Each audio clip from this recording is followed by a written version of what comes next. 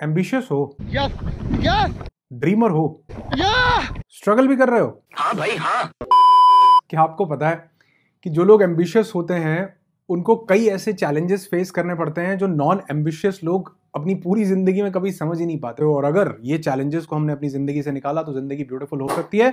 इसलिए सबसे पहला चैलेंज जो हाई ड्रीमर्स को या एम्बिशियस लोगों को फेस करना पड़ता है वो है गिल्ट।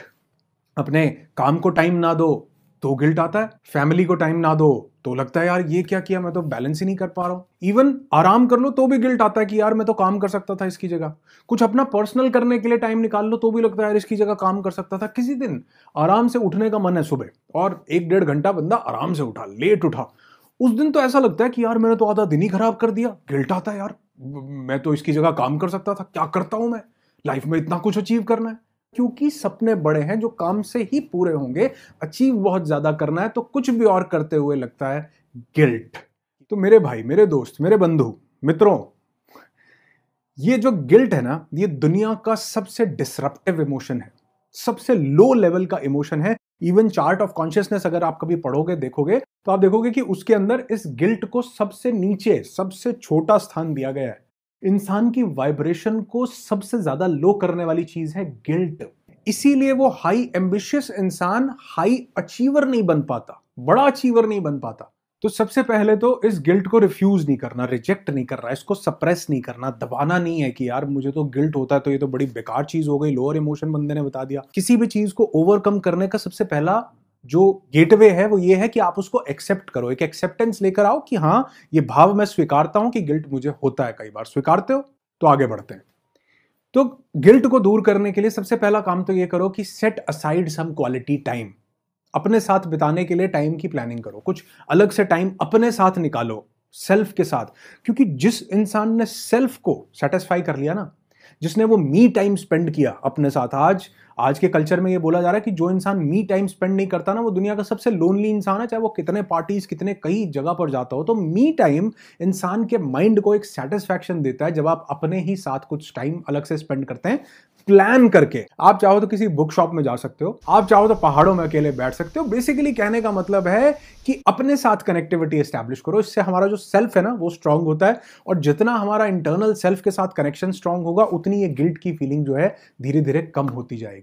तो गिल्ट इंसान का सबसे बड़ा दुश्मन बन जाता है, स्पेसिफिकली उन लोगों का जो हाईली एम्बिशियस होते हैं, ड्रीमर्स होते हैं। और उम्मीद करता हूं कि आज के बाद आप इस गिल्ट की फीलिंग को नहीं लाओगे, बल्कि कोई भी छोटा मोटा अगर टाइम इधर उधर लग भी गया तो उसको एंजॉय करोगे और अपने माइंड में बोलोगे कि कोई बात नहीं, इसके लिए आज मैंने लगाया लेकिन कल से एक टाइम स्पेयर सेट करूंगा ताकि अपने काम को करने के लिए भी इनफ टाइम और मुझे गिल्ट की फीलिंग ना आए। दूसरा चैलेंज जो हाईली एम्बिशियस लोगों को फेस करना पड़ता है वो है ना कहने का चैलेंज। बहुत बड़ा चैलेंज होता है यार। मतलब बहुत ज्यादा लोगों को ना कहना पड़ता है, बहुत ज्यादा सिचुएशंस को ना कहना, बहुत सी चीजों को मना करना पड़ता है क्योंकि हमारे सपने बड़े हैं, जिंदगी में कुछ बड़ा अचीव करना चाहते हैं। अब हाँ ये ठीक है, चलता है कि कोई इंसान जो एनर्जी वेम्पायर है, जो खून चूस मतलब जो एनर्जी सक करने के लिए आया है, टाइम खाली पीली में खोटी करेगा, उसको ना करते हैं, ठीक है, कई बार तो उतना दुख भी नहीं होता। लेकिन कई बार अपनों को ही ना करना पड़ता है, अपने ही दोस्तों को ना करना पड़ता है। कहेंगे इतना कितना तू बड़ा आदमी हो गया, इतना कैसा तू हो गया जो तुझे काम करना है सारा दिन। लेकिन क्योंकि हमें पता है कि हमें ये टाइम जो है हमने अलॉट किया था अपने काम के लिए, उसको डिवोट करना है, तो हमें उनको ना कहना पड़ता है। और ये ना कहना भी अपने आप में कहीं ना कहीं एक पेन लेके आता है। तो कई बार लगता है कि प्रोडक्टिविटी को देखें, घर को देखें, काम को देखें, दोस्तों को देखें, किस चीज को देखें, क्या करें, पशु पेश में रहता है इंसान, उधेड़-बुन चलती रहती है। कैसे ना बोलो यार, ना तो बोलना है, काम भी करना है। एक्सपीरियंस किया है कि नहीं आपने भी ये कभी? अब दोस्त पार्टी कर रहे हैं या कहीं घूमने जा रहे हैं, लेकिन आप नहीं जा पा रहे हो क्योंकि आपकी शादी हो गई है। मतलब आप हाईली एम्बिशियस हो और आप उन्हें डिनाई करना चाहते हो, नहीं भी चाहते हो, मन कहीं और है लेकिन रिस्पॉन्सिबिलिटीज कहीं और खींचती हैं। तो मना करते हो तो भी दुखी होते हो कि चला जाता तो यार थोड़ा सा एंजॉय कर लेता, और चले जाते हो तो भी दुखी होते हो कि यार ये तो टाइम ऐसे ही लग गया, इसकी जगह कुछ काम कर लेता। तो इसका भी सोल्यूशन पहले के जैसे बिल्कुल सिमिलर ही है कि अपना फ्री टाइम अर्न करो। मैं अक्सर अपने काम को ऐसे प्लान करता हूं, अब मतलब बहुत टाइम के बाद मुझे भी ये समझ में आया कि आपने जितना भी काम करना है, जो एक वीक का टास्क है, उसको 5 डेज में डिवाइड करो। क्योंकि अक्सर ये प्रॉब्लम जो है, ये चैलेंज जो है, जो लोग फ्रीलांसर्स होते हैं ना, जो लोग जॉब नहीं कर रहे होते या जो अपना काम करते हैं, जिनके सिर पे कोई नहीं होता, कमांड देने वाला, उनके साथ ये बहुत ज्यादा चैलेंज आता है। तो हमको लगता है कि यार वो 5 दिन की जगह 7 दिन की जगह 9 दिन होते तो भी कम थे, तो वो काम उतना ही करो जितना करना है, लेकिन उसको 5 दिन में डिवाइड कर लो। बफर टाइम इसको बोला जाता है, बफर टाइम स्पेयर करो। एक बैलेंस जो है ये लाइफ में क्रिएट करके रखता है, और देखोगे आप कि इसके बाद आपको ना कहना भी, जो एनर्जी वेम्पायर्स हैं उनको आसान हो जाएगा, और जहां मन करता है जाने का शादी के बाद भी तो जा पाओगे। एक और बहुत बड़ा चैलेंज जो ड्रीमर्स को, अचीवर्स को, हाईली एम्बिशियस लोगों को फेस करना पड़ता है, वो है the difference between where you are right now and where you wanna B.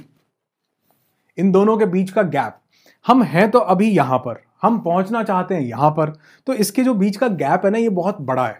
जो लोग नॉन एम्बिशियस है ना, जो ठीक है, जो जिनका ये गैप ही नहीं है, जो जहां है वहीं रहना चाहते हैं, कहीं पहुंचना नहीं चाहते, ठीक है, जिंदगी जैसे चल रही है बढ़िया। लेकिन एक हाई ड्रीमर के लिए ये गैप इतना बड़ा होता है कि इस गैप को फिल करने की टेंशन भी कई बार उसके मेंटल स्टेट को हिला के रख देती है। उसको समझ में ही नहीं आता कि इस चीज को कैसे हैंडल करूं, और कई बार दूसरे लोग भी उसको, अरे यार तू तो बोलता था कि तू ये कर रहा है, क्या हो गया उसका, वो लोग भी कई बार ये वाला जो गैप है ना, इसको और बढ़ा देते हैं। फिर रियलाइज होता है यार करके तो बहुत कुछ दिखाना था, बोला तो बहुत कुछ हुआ है, लेकिन अभी तो मैं यहां पर हूं, चारों तरफ कोहरा ही कोहरा है। तो ये जो है ना, this is annoying in some cases. तो इसका एक बहुत खूबसूरत सा सोल्यूशन ये है कि आप अपना एक फेल फास्ट का टाइम फ्रेम सेट कीजिए। मैंने एक वीडियो में भी लास्ट, शायद आपको याद हो तो मैंने आपके साथ शेयर किया था कि जिस इंसान ने फेल फास्ट का प्रिंसिपल बना लिया ना अपनी लाइफ में, कि अगर मुझे फेल, क्योंकि ये डिफरेंस तो बहुत बड़ा है और कई बार डाउट आता है कि मैं कर भी पाऊंगा या नहीं कर पाऊंगा, तो अगर मैं बाय चांस नहीं कर पाऊंगा या ये नहीं कर पाया, तो इसके लिए मैं अपने 7-8 साल 10 साल क्यों खराब करूं। अगर मुझे फेल होना नियति ने तय किया तो मैं जल्दी से जल्दी फेल होना चाहता हूं, यानी जो काम मैं 10 साल लगा के फेल होना होता, उस काम को मैं 2 ही साल में क्यों ना कर लूं, ताकि मेरे पास टाइम बचे कुछ और ट्राई करने के लिए, किसी और दिशा में जहां जिंदगी, ये यूनिवर्स मुझे लेकर के जाना चाहता है उसके लिए।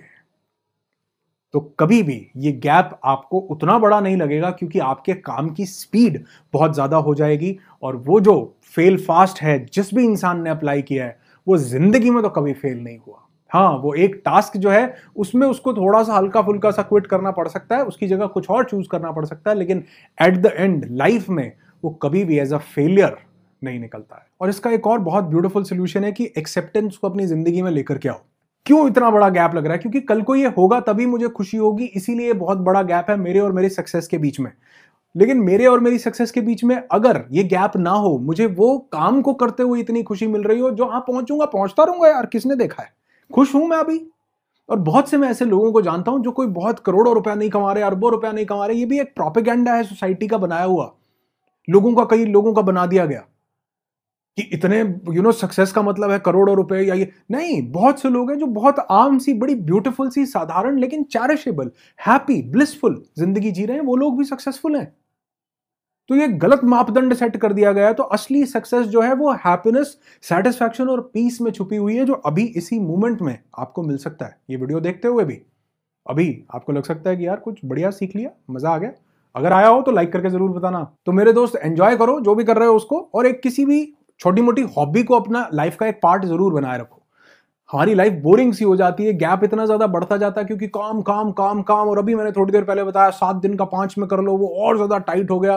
तो उसके साथ कुछ एक टाइम अपना ऐसा स्पेयर करो जो वो पुरानी कोई याद जो ताजा कर दे चीज, कोई हॉबी आपकी, कोई गिटार बजाना पसंद था तो वो गिटार बजा लो, कोई गाने सुनने अपने जमाने के, मतलब जब हम काम नहीं करते थे, जब स्कूल या कॉलेज में थे तब के कुछ सॉन्ग सुनने पसंद हो वो कर लो, डांस पसंद हो वो कर लो, कहीं गेड़ी मारने निकलना हो, घूमने जाना हो वहां चले।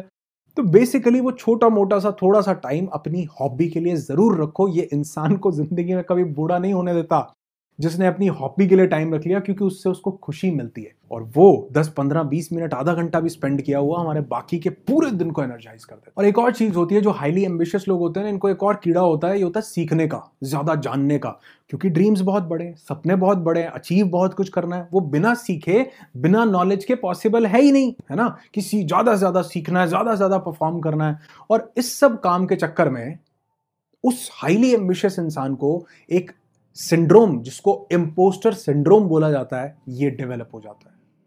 और क्या आप जानते हो 63% लोग इस इम्पोस्टर सिंड्रोम की वजह से सक्सेसफुल नहीं हो पाते हैं। रिसर्च ऐसा बताती है एक जर्नल पब्लिश हुआ था, international journal of behavioural science में, जिसमें यह बताया कि लगभग 70% लोगों ने इस इम्पोस्टर सिंड्रोम को अपनी जिंदगी में महसूस किया हुआ है, फील किया हुआ है। और ये इम्पोस्टर सिंड्रोम क्या होता है कि इसमें एक इंसान इतने हाई स्टैंडर्ड्स अपने हिसाब से सेट कर लेता है, इतने ज्यादा हाई कि वो अपने आप को हमेशा अनवर्दी मानता रहता है। कुछ अचीव भी कर लेता है तो उसको लगता है कि मैंने तो पता नहीं कहां तक का अचीव करना था, अभी तो यही किया है, मैंने क्या उखाड़ लिया, मैंने क्या ज्यादा कर लिया है। या उसके अंदर एक फ्रॉड्यूलेंट का भाव आ जाता है कुछ भी करते हुए। जब तक वो चीजों को बेहतर नहीं कर लेता, लगता है लोगों को नहीं बताऊं, या लगता है कि कहीं मैं फ्रॉड तो नहीं कर रहा, लोगों के साथ चीटिंग तो नहीं कर रहा। बहुत बड़ा चैलेंज है इम्पोस्टर सिंड्रोम। कोई बात नहीं करता इसके बारे में, मैंने लास्ट वीडियो इस पर बनाया था। अगर आपने अभी तक नहीं देखा मेरे दोस्त, ये वीडियो जरूर देखना और इसमें इसका कंप्लीट सोल्यूशन आपको मिलेगा। इसलिए ये यहाँ पर यहाँ पे आता होगा कहीं, ये यहाँ पर भी वीडियो आ जाएगा आई बटन में, ये एंड स्क्रीन में भी मैं दे देता हूं, डिस्क्रिप्शन में भी आपको लिंक मिल जाएगा। और हाँ, डिस्क्रिप्शन में एक और लिंक मिलेगा आपको हमारे लेटेस्ट लॉ ऑफ अट्रैक्शन वाले इवेंट का, उसको ज्वाइन करना बिल्कुल मत भूलिएगा। दिन थोड़े से बचे हैं तो चाहता हूं कि आ जाओ जल्दी, काफी कुछ सीखते हैं। और वो क्वांटम साइंस की रियलिटीज, वो फिजिक्स के प्रिंसिपल्स जो एक्चुअल में ये प्रूव करते हैं कि लॉ ऑफ अट्रैक्शन आपकी लाइफ में अमेजिंग रिजल्ट्स लेकर के आता है, वहां पर उस 4 दिन के इवेंट में आपके साथ शेयर करता हूं। लिंक डिस्क्रिप्शन में है, जल्दी से जल्दी जुड़ो। ये छोटी सी इन्वेस्टमेंट जो आप इस इवेंट में करेंगे ना, आपकी लाइफ में मैसिव चेंजेस लेकर के आएगी। भूलना मत, डिस्क्रिप्शन को चेक करना, वीडियो के लिए भी, लॉ ऑफ अट्रैक्शन के लिए भी। आपकी जिंदगी खुशियों से भरी हो, यही दुआ करता हूं। I wish you lots and lots of peace, tons of happiness and bundles of success in your life. Be happy, be alive. और मैं आपको तब तक छोड़ने वाला नहीं हूं जब तक आप खुद के कोच नहीं बनते।